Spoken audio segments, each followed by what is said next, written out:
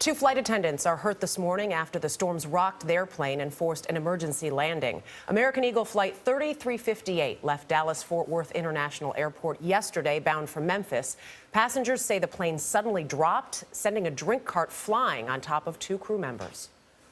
There was actually two of them that got hurt fairly. I mean, they were bleeding and stuff. And shortly after that drop that we had, the pilot got on and said that we had to make an emergency landing.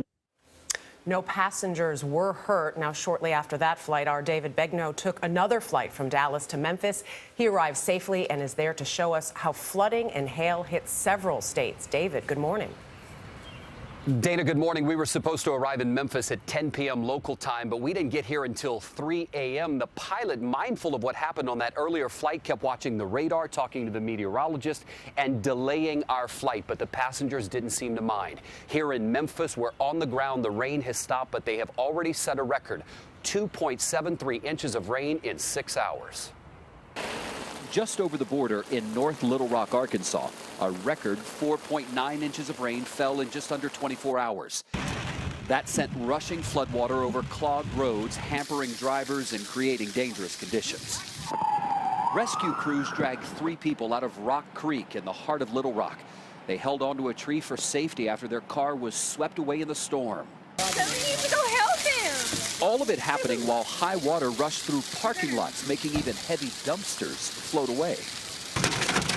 Also overnight, a hailstorm rocked Kansas, crisscrossing the entire state.